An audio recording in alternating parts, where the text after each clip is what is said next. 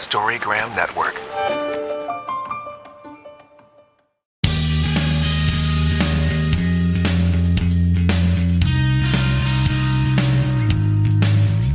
Hello, we are the Sonoma Community Center podcast, a place of creativity, connection, and community. We highlight the artists, teachers, and the community that come through the doors of our historic brick building, often called the heart of Sonoma. We share local tips and shout-outs to our home, Sonoma Valley. And we are your hosts, Molly Spencer, Gerardo Diaz. We are the engagement team of the Sonoma Community Center. Woo, woo.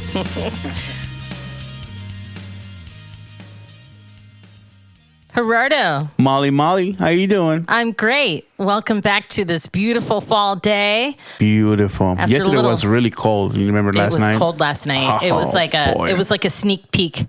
And you know what it made me do? Went into the Sonoma Community Center scheduling thing, since we have so much going on here, to make sure I got plan Bs for rain.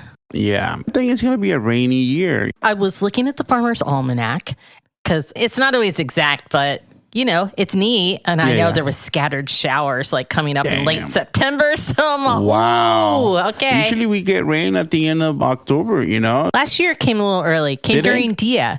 Oh, no way. Oh, that's right. Well, Dia is in November, though. Yeah, early. So, yeah. And real quickly, before we launch in and talk to our fabulous guest here, Kelly Autumn. Say hi, Kelly. Hey. Printmaker galore. Let's say just a little bit, because this is coming out in September, what we have coming up regarding Dia. We have programming, altars, name it. And tell us about the day that will be taking place here. The day of Dia de los Muertos? Yeah. Yeah. So we'll be doing Dia de los Muertos on November 2nd. So actually the day of. So that'll be nice. And so it's a Saturday this year. So we're really this year. Taking it to next level. Trying to get some live music. We do have a DJ going on for the after party. Oh, yeah? Wink, wink, you know. I'm so excited about that. Yeah. So we're going to have free food for the community. So we'll have a lot of classes before the Dia. So we'll have some workshops. We'll have kind of the armature, basically the Dia altar that we've had out front with community members, which people can submit their photos way ahead of time. But we're also going to be adding another one right next door in the front. Yeah. Like a real frenda. Yeah. You know, but you but can also room bring for all. Yes. So it'll be a nice day. So hopefully we get a lot of people to come in and show up to this event because it's going to be free. It's a free community event, and it's just, I love the vibe. So anyway, let's get down to business. Happy fall. You know what happened this weekend? Kelly Autumn here. Introduce yourself, Kelly, and what you do here at the community center. I know you've been on a couple of times before. So never the podcast. What? Wait, just a few. No, I think never. You didn't come on during when we do our winter walk-in, pretty much. I thought that was the radio. Yeah, you're right. Exactly. All right. And I did get to take you on the radio, and they love you. That was fun. So this weekend, Kelly, you are printmaking. What's the real title there? Coordinator? For coordinator of all things inky. All things inky. I love that. I think we should change our signatures. Yeah. Kelly Inky Autumn. Yeah. So I've worn a lot of hats since I landed here. Exactly. I used to be youth arts coordinator. Yeah. With Lexi. But when you first came on, I met you at your first show, right, and this was back in 2020. Wasn't the year before? I remember doing a photo shoot with you. I landed here January 2020, about 6 weeks before pandemic. In the printmaking department, I know that I've been around here for a while, has always it's always had a printmaking open studio, but it's very unique to the area of what we offer here. And there's always been so many talks before of, we need the space, let's shut it down. The threats. The threats. And thanks to you and what you bring to the table, we now have like a thriving open studio, and it's just some wonderful classes, which we'll get into a little bit about sharing with everyone what is printmaking, what's the different types shortly. But I want to talk about, first and foremost, your fabulous show that's taking place right upstairs in Gallery 212 at the Sonoma Community Center. This is free, folks, to come and check out your art. What's it called? Thank you. So it is called Everything on the Table. And it's about 5 years worth of work. Wow. Yeah, a little bit more than that. But my contemporary works on paper. I do both painting and printmaking, but this is all prints. And this is woodcuts, linocuts, etchings, monotypes, and even clay. I did a special collaboration with Lexi Bakar. Yay. Yeah. So it's printmaking on clay. And yeah, it's a trip. And if anybody cannot see this, which you can, and when you're listening, I have this fabulous postcard in front of me. I love this print so much, but I have to describe it. And is this what kind of print is this? Is it an etch? This is a linocut. Linocut. Black and white. Black and white. And it's got she is on the she's table. on the table, on the plates. She's being a little tea. She's being a little bratty. It's awesome, right? I love your work. Thank it's got you so much. I actually have many of your prints up in my house. Thank you, Molly. And this is another one I'd love to see. That I appeared had in fun my with office. this one. Yes. So exciting. Proof print. Hung it on your wall. Exactly. So good. So good.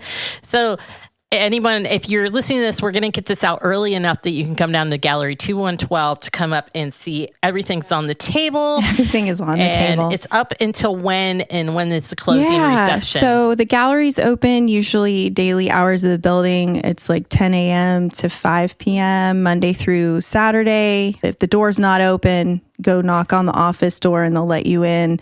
Sundays, I'm making some appointments with folks, and so people can drop in. So just reach out. We will be having a closing party on September 28th from 6 to 8 p.m., which we've just confirmed will also be the print lab for September.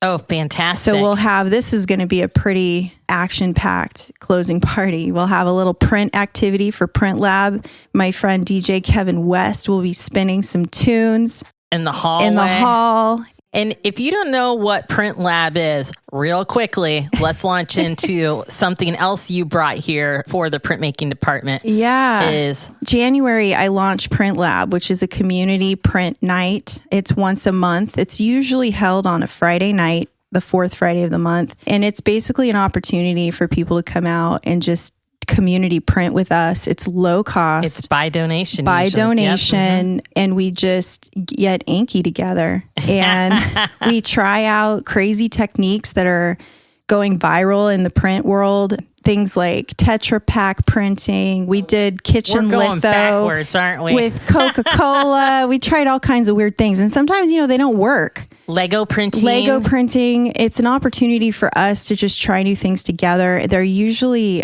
print activities that don't require a whole lot of gear or even knowledge because it's open to beginners. It's nothing experience. And you basically take craft printing. Youth, teen. Yeah. Okay. Craft printing. It's craft printing. It's for families. It's awesome. We want the kids to come with their parents. We had grandkids come with their grandmas. So cool. 3 generations of people printing together. It's pretty amazing. And it's a really great cheap date night.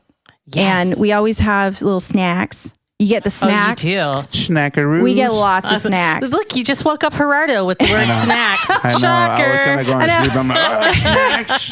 Yeah, we have a blast. We have a really fun group of folks that usually make it out every month. I'm getting a bunch of regulars, and I really love seeing everybody once a month. And we just, get a chance to hang out. I love that. And where can you print together on a Friday night? And just try something new. Here. Our motto, right? Yeah, right. Try something new. Low key, low cost. Yeah. Just hang out, get your fingers into something different. I feel like, overall at the community center, here we are in fall, and what we found, and we are listening. Not that there are not more detailed classes to advance your skills and techniques and all things in general, but we are listening about giving taster classes, not just in food, right? All sorts of things. All and creative. Printmaking and dance and all sorts of things. So we're listening to try to get people to come out of their comfort zone, try an inexpensive way to get exposed to all these wonderful art forms. Yeah. So, and Print Lab It's is exciting. such a cool Every time I talk to somebody, even if they're like a professional artist, if they don't know really that much about prints or something, it's like, oh, I want to try that. They all want to try print. Thanks, Molly. So do I. Yeah. I love it. I mean, that's the thing. We want to break it down. I feel like when I was getting into print, we didn't understand exactly what it was because it's been this like strange and mysterious enigma art form. It is. And it's complicated. And I wanted to try to break it down and make it not so complicated for people because it can be for everyone. Exactly. Before we go in breaking that down, we're going to go backwards. We are going to talk about you and your upbringing and all of that. Let's talk about printmaking because I got some questions that probably everybody asks, like the different types. If you see it on our website, I think you had mentioned it earlier. You have some breakdown on it. Well, at its core, I think print in general is just the transfer. It's like it's an artistic process, much like drawing and painting. But it's based on this principle of transferring an image, either a mark-made image or some sort of image that's created on a matrix. And a matrix. I love that word. I know that word too. We just brought printmaking into, And it's those matrices that make print what it is. So breaking it down, there's normally just a family of 4 that we refer to in print. So that's... Now I'm going to get really nerdy. That's okay. We're ready for the nerd.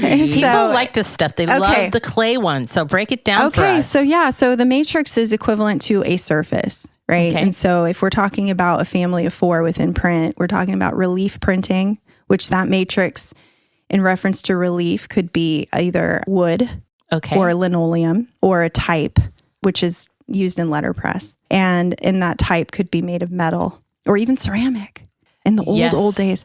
So then we have the other family is intaglio. So there's etching and dry point. And intaglio, I'm guessing that came out of Italy. Yeah. Or developed there. Yeah. I think. Yes. Exactly. Yeah. I'm imagining so. So dry point's out of intaglio, but what exactly is the process? So relief, I'm going to go back to relief because relief is the most, I think the way that the brain will remember this is relief is you're digging out and you're creating a gouge in something. Oh, okay. Right. So that's with linoleum. You're gouging out of lino. Or wood. Or something like that. Yeah. You're removing. So what you take out, you can't put back in. Okay. And so you're removing something. And then with intaglio, you're actually just kind of scratching into a surface. Okay. So you're using a fine tip, sharp needle, scribe, whatever, what have you, and you're etching into a metal plate, usually, or plastic. Okay. Yeah. So printmaking has scribe and matrix all in the same language. And the ink takes all these matrix surfaces differently, right? Okay. So like on relief, if you're gouging out, you're leaving an area that will not be inked. Only the surface, space. the negative. You're just getting beautiful, Molly. Yes, positive, the negative space, raised spaces. The raised right? area will receive the ink, whereas the gouged area will not. Okay. And then in intaglio, you're forcing that ink into that scribed scratch, into that. And it's very nerdy. Yeah, no, I get it. Yeah, and then there's those, and then my other personal favorites are monotype, which is otherwise known as plenography. And that's... Say that again. Come again, please. Plenography.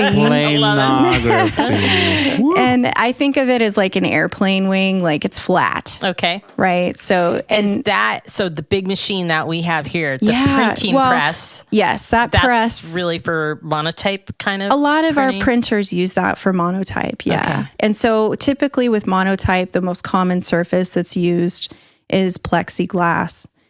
It's totally flat and you can spread ink on that surface and you can wipe ink away, bringing light into your work, or you can add to it. Like we have some printers and I do it too.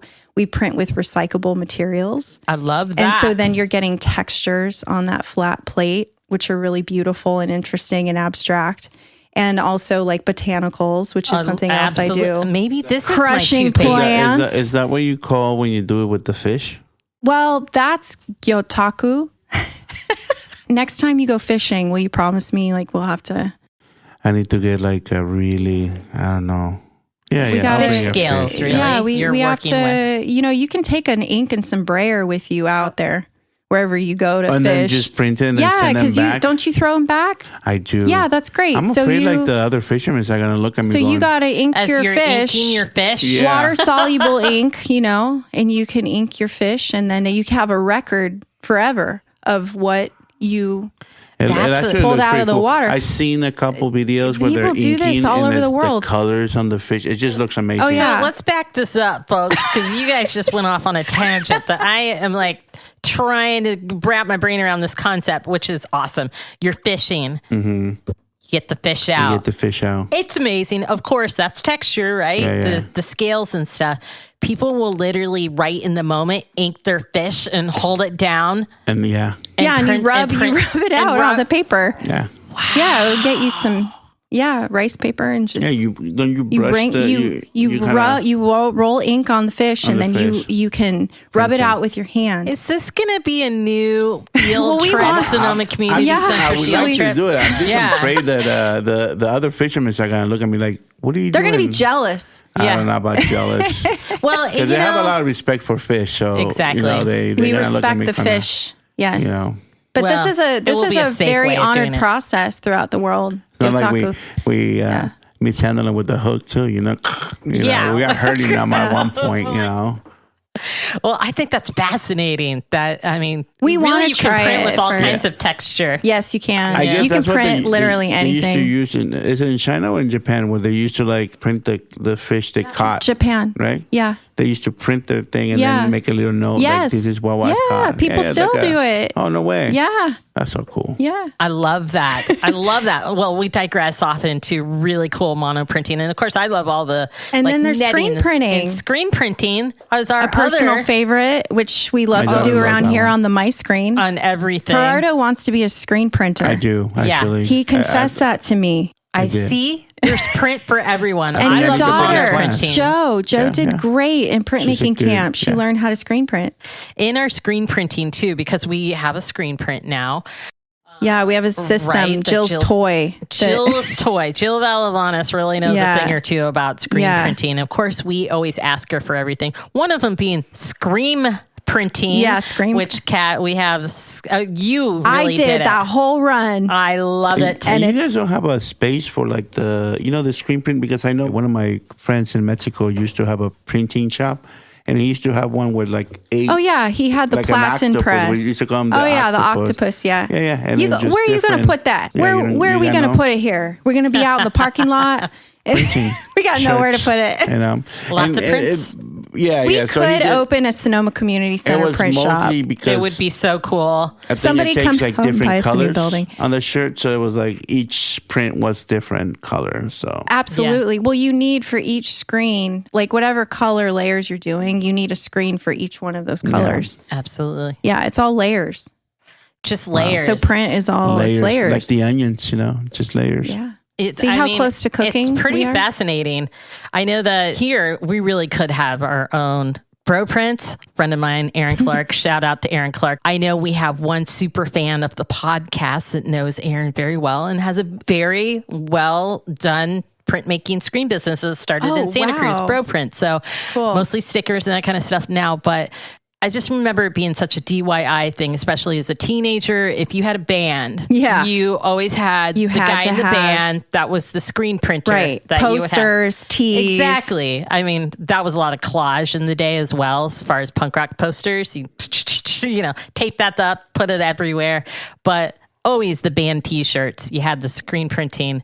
I keep going scream printing. That's okay, because we do that here too, Molly. Exactly. So we have actually Kat Smith. We Scream, as people might not know, or maybe they do know, was filmed here. The first Scream movie. In the print studio. And the print studio was actually in the classroom. Oh, no so way. we get a lot of visitors up there. And we definitely celebrate the story. But one of the things that have come out of this is we've had particular artwork of the Scream. We have the first edition tote bags. I think they're into their second edition now. Yeah, Sydney Bolt. Sydney Bolt did the artwork. They're available for sale, and we're about to go into production for our second version, and that artist is Hillary Campbell, Yay, who was Hillary. our cartoonist that was on Our a New couple Yorker podcasts cartoonist. ago. Yeah, hers is amazing. Yep. So Scream bags, Scream prints. Yep. Definitely, we could have a shop here.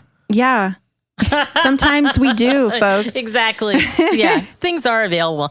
But I digress. So we've got monoprinting, screen printing, intaglio, and relief. And relief. And then there's all the weird ones in between.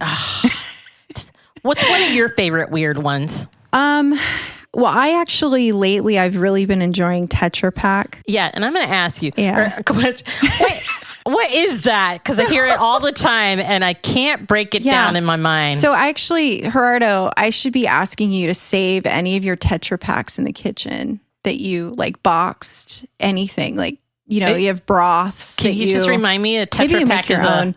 Tetra Pak are these. What's the actual Tetra Pak? It's those box, soups, broths, nut milks. What? I drink a lot of almond and Me coconut too. milk. So Me too. it's all those boxes that have the inner foil inside. I mean, it's Really? a proprietary design, but if it has the Tetra symbol, and we cut those open, we clean them and cut them open, and you can take that scribe and you can push into it and create a dry point into that surface.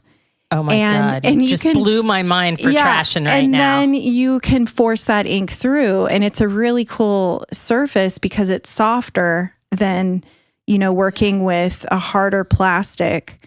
And then you can actually cut into it easily with an X-Acto blade and tear away layers of it, which also leave behind interesting marks. You just kind of have to see it. But don't you think this would be fascinating trash and fashion? Oh, absolutely. Technique? Oh, yeah. And my you can brain cut is them with exploding right now. scissors. The nice thing about doing Tetra Pak is it's sort of the best of both worlds with intaglio printing and then monotype, because you can get a lot of really interesting marks And like monotype. sustainability, folks. This is very nerdy.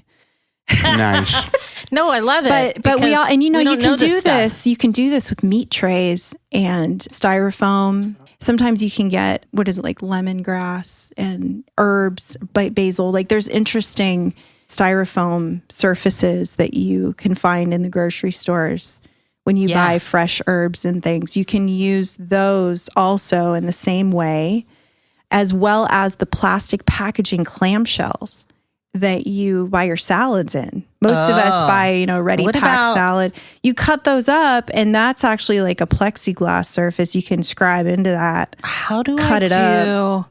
Why I'm saving these, I don't know, but I'm on a deviled egg kick, and they come in those little crazy, and I'm saving it for the something. circles? But Yeah. the little circles, and they have all those. So those, Or is I that too big? teach gel printing occasionally. I love gel printing during COVID. That was huge. I took botanical gel printing with you, and I loved it. Yeah. Yes. So with my gel classes, I always encourage my students to go home, go through your garbage or recycling, and look at your packaging. What do you consume for the week? Yeah. And bring that in and look at it and use it in a way where it's art. Use your garbage to make art, because it will surprise you. And it also makes you think a little bit about our footprint. What are we using, and how can we approach it, and reuse, and how we can involve that in our art making process. Absolutely. And it becomes more personal. Yeah.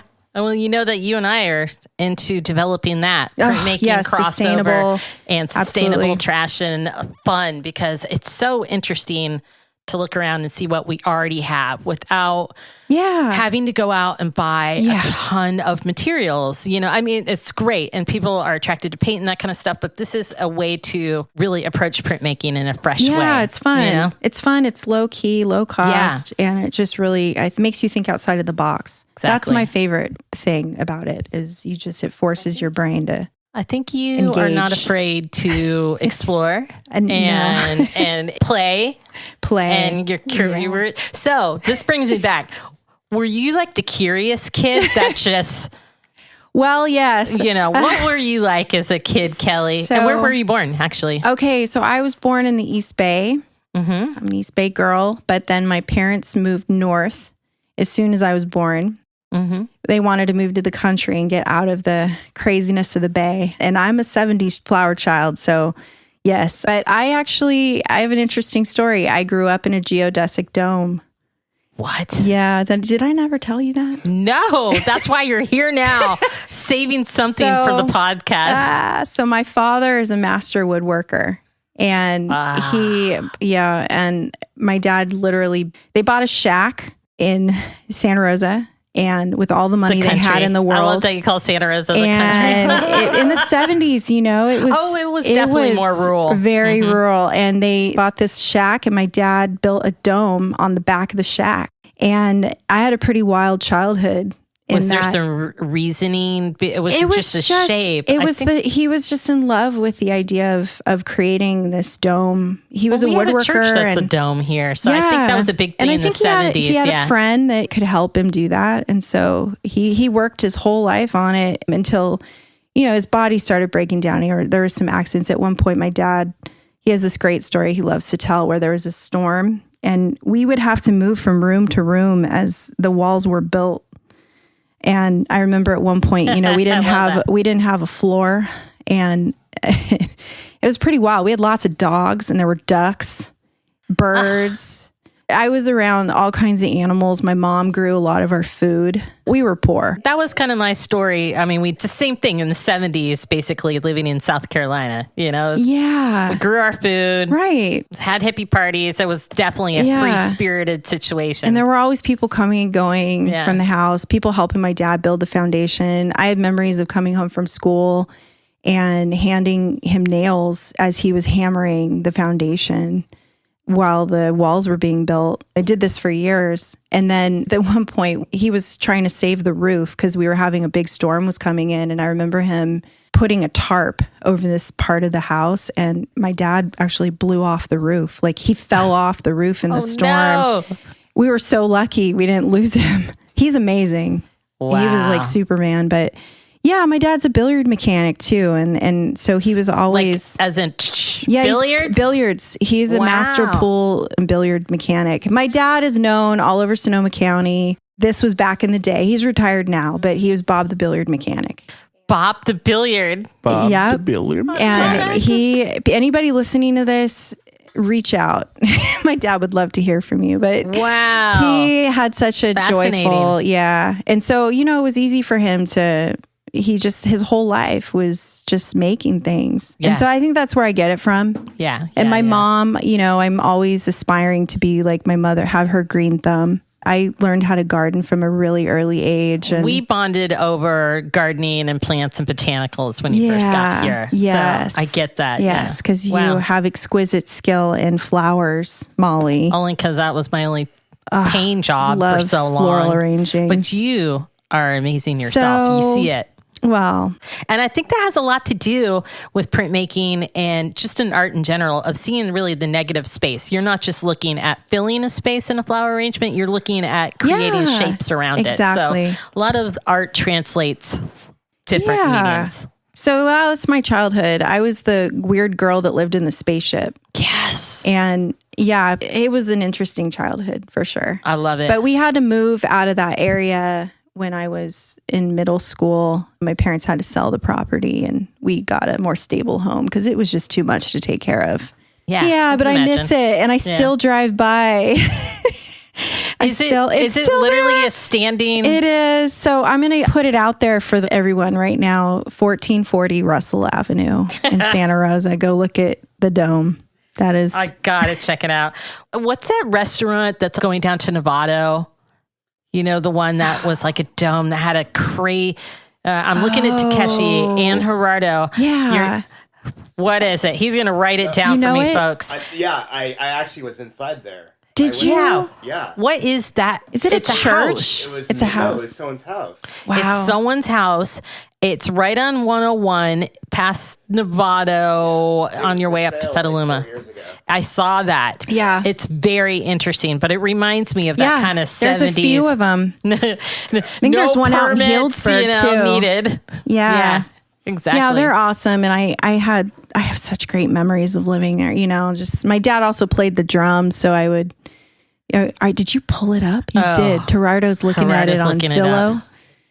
Yeah. He's looking it up. Yep. Folks. Zoom in, folks. I love that. Where Kelly grew up. What is it again? 1440. 1440 Russell Avenue. Santa Rosa, California. It will now be a site where people can. There's some really interesting architecture around here. You know? And I love those things that were homemade like that. There's places up, especially on the coast, that were that way as well. New owners, it's been sold, I think, like 2 or 3 times. So they've added onto the property. Yeah. Well. Yeah. We all need space. It's a lot bigger to put more stuff to do some printmaking. You're going on. How was high school? Oh my gosh. Kind of getting into your life. Yeah. Well, I went to Piner. Okay. And go Prospectors. We always have this weird connection. We feel like we have met before, possibly in the late 80s, because we used to hang out in Santa Rosa a little bit. In my punk rock days. Phoenix. The Phoenix Theater. Papa Ron's. Do you remember Papa Ron's, the coffee shop across from Santa Rosa High School? I didn't go there. I went to Soco's. And Railroad Square. Yeah, Papa Ron's and Anarchy Alley. And Omelet Express. Yeah, we would always try and like hop a ride to Berkeley. Yes, that's funny. You had to get out of opposite. I could not wait to get out of Santa Rosa. Yeah, well, yeah. So I know what you mean. But yeah, I had a great experience in high school. When I went to Piner, I was in the School of Humanities back then. They were trying to do this pilot program with like 7 schools within the school, but it didn't last. Right. And they couldn't keep it going because I think it was modeled, I don't know, ArtQuest was trying to come up at that time, or maybe, I don't know. They were our rivals. Santa Rosa High was our rival. Exactly. So I played badminton back then. I played badminton in high school, didn't you guys? Fun. Was it like pro? It was the only sport I remember in PE that I got up to like final court for a brief minute. I bet you were really good. It was fun. It was fun. It was really fun. Yeah. But I was always creative because we would always mimic our competitors. Yeah. Anyway, that's a whole nother story I'll get into. Yes. So I ended up going to, it's taking me back, Molly. I went to Sonoma State right after Piner, and then I pursued costume design. I was doing that in high school. Fascinating. Theater. Kelly was doing theater arts. I was the costume designer by default because they didn't have anybody else. That's like everything in life. Doesn't it seem like that? You're all, well, I'm doing this now. But I was sewing. Else. I sewed a lot of my clothes in high school. My grandma, she taught me how to sew, my mom and my grandma. And then I did all this sewing and then became a costume designer and did some plays at Sonoma State. And I worked so hard in that costume department. Yeah. I was there, living there in between classes. They always think that costume designing sounds, and it is. I mean, it's fun to an extent, but you're there as much as the actors and the players. You're backstage. Gosh. Anything goes wrong, you are just there 24/7. It's hard work. Yeah. And my fingers were bleeding all the time because I had to do, back then they were doing so many like Elizabethan and Shakespearean. We had Waiting for Godot. I remember that play. And then I transferred to San Francisco State and pursued clothing and textile design. And, had a great experience going to SF State and, just living the Bay Area life and getting into it. It was all creative, but I did not know about printmaking arts back then. Nothing? And nothing even crossed your The only thing I dabbled in was like block printing a little bit because I was studying textiles and I was in the lab a lot, working with so many different types of fabric. So that's when I started paying attention, like, what is this? But the departments, I think back then, this was a long time ago, in the 90s. In early 2000s, the departments were very separate. And so I did a couple fashion shows out there, really got into the garment industry, decided that that's not where I wanted to be. And then just sort of walked away from that industry because my body started really hurting. Yes. Event work is hard. That's the same thing with like flowers. I'm like, I can't stand in the hot heat doing weddings and watching flowers melt. Like, it's hard work. It's hard doing work. events or things like that. But, Yeah. So I ended up, long story short, I ended up opening a store in Berkeley. Yeah. This is like my second life now that I'm in. We're talking that was my first like, this was early. Around what year?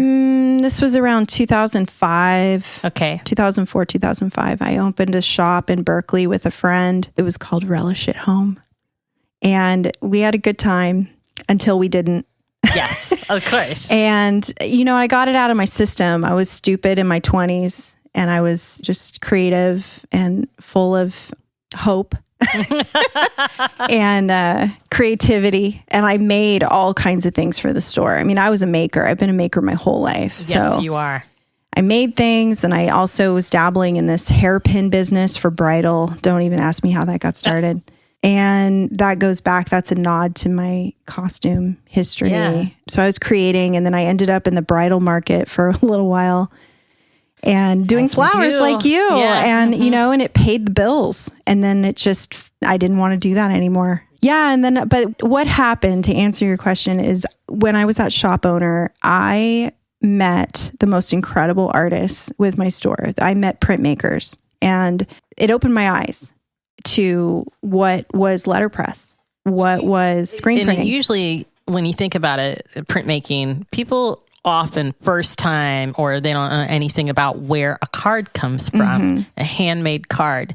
Was that your same kind of experience, Yes. And I feel like that's how people start exploring printmaking, is looking into handmade cards, or maybe you're making your own cards. That's right. That's affordable their first prints. step. Yeah. Mm-hmm. Yeah. So I was in that market of affordable art and prints and cards. And I just started meeting the coolest artisans and people that were explaining process to me. And I worked on consignment with many of them.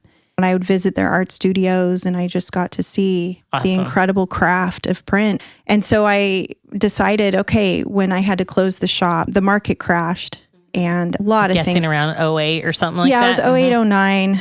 And then I decided to really take a back seat, take some time off, and go back to school and just start dabbling in art classes. And I took a few printing classes around the East Bay, and met with some friends and just explored what my next steps were going to be as a maker. And you kind of say, I'm going to walk away from this because you're tired and you need a break, mental exhaustion, physical exhaustion. Then went back to work in consignment. And I had a career for a decade working in a high-end luxury consignment clothing business and doing professional eBay sales and working with antiques, which is something I've always done too. And that also opened my eye to the fine arts world of printmaking, because I would come across these framed prints and like, what is this edition number? Kelly's curiosity is getting there again. What are these amazing woodcuts? What is this? And then that just blew the doors wide open on exploring printmaking as an art form. Where did you end up going to school? I kind of know this, but just sharing. So sounds like an incredible experience and school, by the way. So I cannot talk about going back to school without mentioning my mentor, Toru Sugita. Exactly. And that's how you ended up here. That's how I ended up here. Printmaking classes here. That's right. And it just revered. Amazing printmaker. Yeah, Toru is a master printmaker, and he is the legend. We call him the legend sensei. So Toru, I was doing Oakland Open Studios downtown with his wife, Fumio Ishikawa. And Fumio and I were with a larger group of folks. And it was one of my very first open studios. And Toru walked into my space, looked at my work, and turned to me and said, "Have you ever studied printmaking?" And I looked at him like, "Oh, you can study that? You just said something on my bucket list. Do you know where I can do that?" And he laughed and says, "Yes, I teach it." Wow. And he gave me his card. and it was from Diablo College. And the next thing I knew, I was visiting him and the school, who I'd never heard of before. Yeah. And once I set foot in that print room, it was all over. How is the print room down there? I've always been fascinated because we've had a lot of interchangeable instructors here at the community center, as well as, didn't Kayla teach down there for a while? Yeah, Kayla Stein shout out to taught out there. Kayla. So there's been a special relationship with Diablo. Yeah, exactly. It's a real, well, everybody calls it the gem of the Bay because it's a kind of it's a very small community college, but it's like a handshake school. A lot of students will go there straight out of high school, and the incredible instruction, the teachers, it's a great way to transfer into a CSU or a UC and just really enjoy going to school, doing your undergrad. And the art department is incredible. And I'm not just saying this because I'm biased, but they literally moved into a new building a couple of years ago. And it's like a state-of-the-art building, state-of-the-art art building. And it involves not just print, but painting and drawing and photography and ceramics. And the teachers, they have just world-class teachers. They're amazing. They're not just friends of mine and colleagues, but really incredible, inspiring professors that also show their work publicly. They're exhibiting artists at the same time, and they're juggling. And I love everybody there, and I'm still lucky enough to be working there occasionally as a, like a TA and just a guest. So I go back when I can and help students. Wonderful. But Toru and I, they've moved. When I was studying there, we were in the former art building. It's very different now. The classrooms have a lot of improvements, and there's beautiful light and nice machinery, and it's a really great place to go and learn and connect. So when you came here, you just slowly came here and can do a little bit more. But as I said, as far as we have certain this is things. My whole life story. Yeah, exactly. Right. Just break it down. Yeah. Well, I applied for the printmaking pop-up residency. Yes. And I was coming out of being Toru's teaching assistant for a couple of years. And this was right before COVID. We didn't know what was coming. And I showed up here, and I remembered it was very, very cold winter, really cold. It was. And the printmaking residency that was being held back then was very short. It was 1 week. Yeah, because it's in between. For those that don't know, we actually have a artist in residence room up here. Our little New York apartment is what I love to call it, because it's very quaint. And typically what is provided, it's for ceramics, which is 6 months out of the year. But in between, you were the first one. No. I think there was one person before you. Yeah, I think there was. Oh, well, let's take that week and offer it to the printmaker to come in and do that. So. And I felt so lucky. I didn't know what I was getting myself into. The building, I was printing late night all the time. You got to be and comfortable. Yeah, it was being kind solo of. It's a little haunted in this building. I know. It's an old building. That's what I hear. And I was getting used to working on our electric press. Our press is an electric Griffin, which is very different from traditional hand-controlled, hand-pulled. So I just was getting used to the machinery and also just getting into what I was doing. Having this freedom outside of a classroom to do what I wanted to do. So I haven't been studying print that long. I mean, I look back, this was only 4 years ago, and I've been doing printmaking since 2017. And I feel like I learn every day still. Yeah. I learn from my students constantly. It's a good place to be in you're somewhat new, maybe in a printmaker's life of study, but new and knowledgeable enough to be able to share that with the public.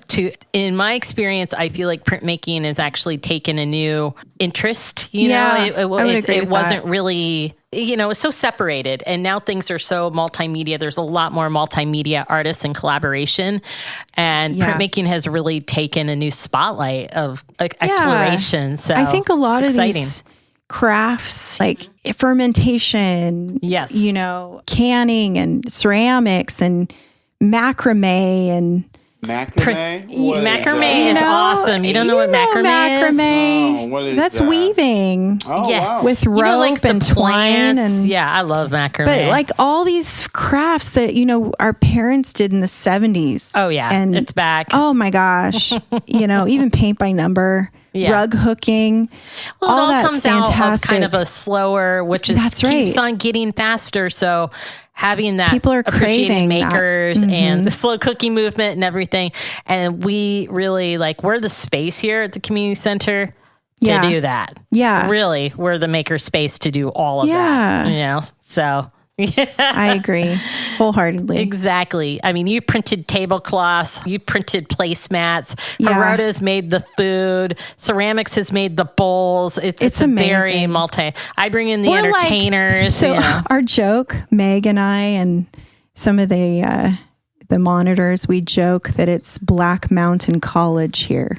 Well, I don't know about Black Mountain College. What's that reference? It's just this artist cooperative, this school that was run way back when, 60s. Where was 50s, Black Mountain? 60s, and the East Coast. Oh, okay. Is it upstate New York by chance? Yeah. Wait, is it outside of Rochester? I think so. Oh my God, I know exactly where that is now because I think we got to look that up. Someone was telling me about it, and I think I drove by it. But it's kind of the joke because, like Ruth Asawa, who I love, very famous. Joseph Elbers taught there. Ruth Asawa, it's very such a small famous world. Artists were there. But this is like a really great little incubator with all the artists and residents we've had come through here, and our staff, our incredible staff. This place has always been an incubator on ways because we have a lot of businesses, especially out of the kitchen and stuff, that start here. Yes. And end up moving on to either their own businesses or whatever that looks like, or art shows or however that is. It's exciting. Yeah. I think we're approaching the hour if we haven't already gone over it.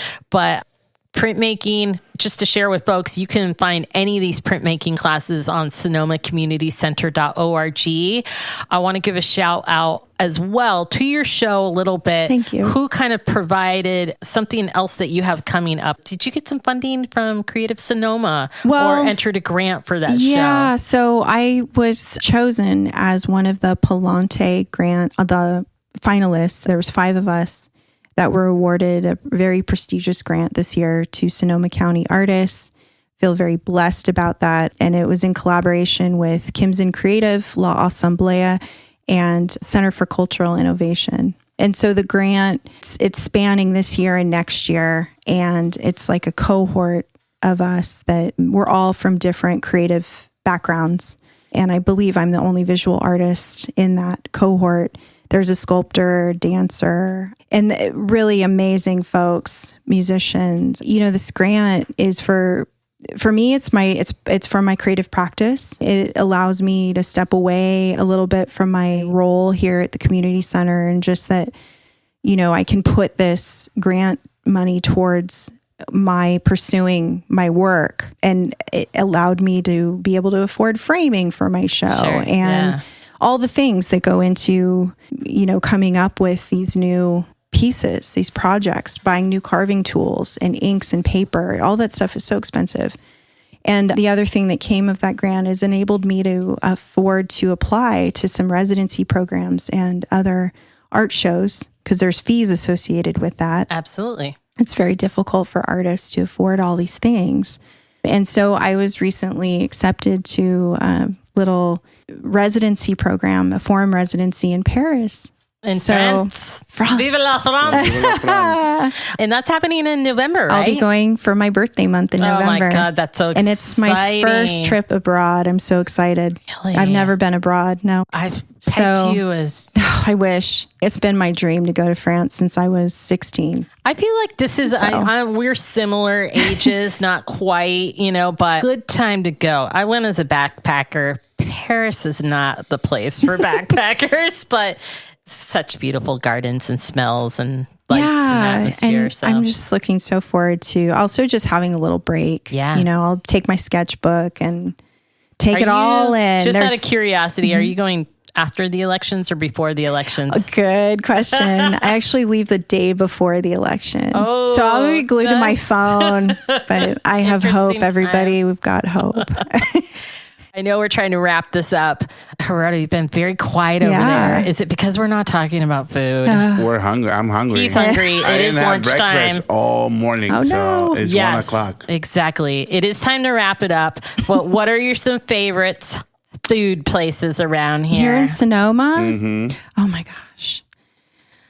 And what's your comfort food? Let's see. Well, okay, of course, Chinese food. I'm always looking for good Chinese food.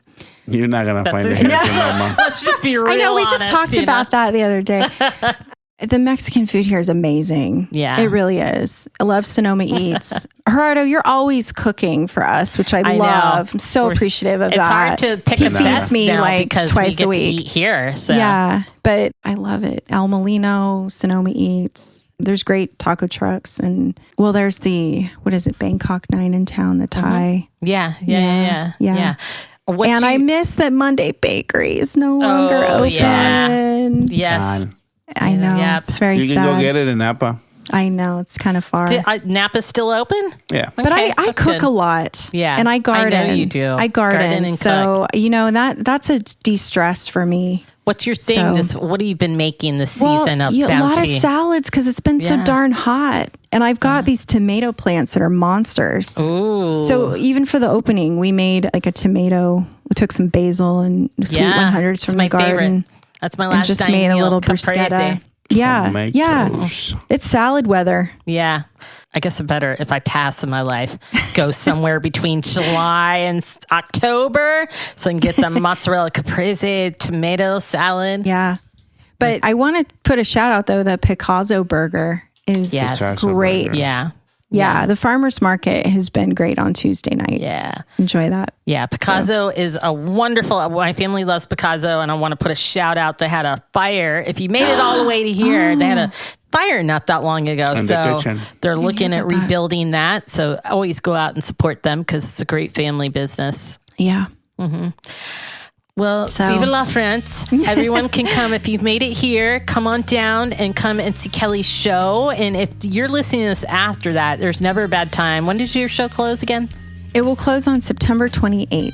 If you're listening after that and you've made it all the way to here, you got to come down to the Sonoma Community Center and check out the printmaking department and meet Kelly. Come on by. Come to Print Lab. All right. Yeah, thank you so much for having me. This has been great. Absolutely. Super fun. Let's eat. Love you guys. Yes. Let's eat. All right. Thank you. Bye.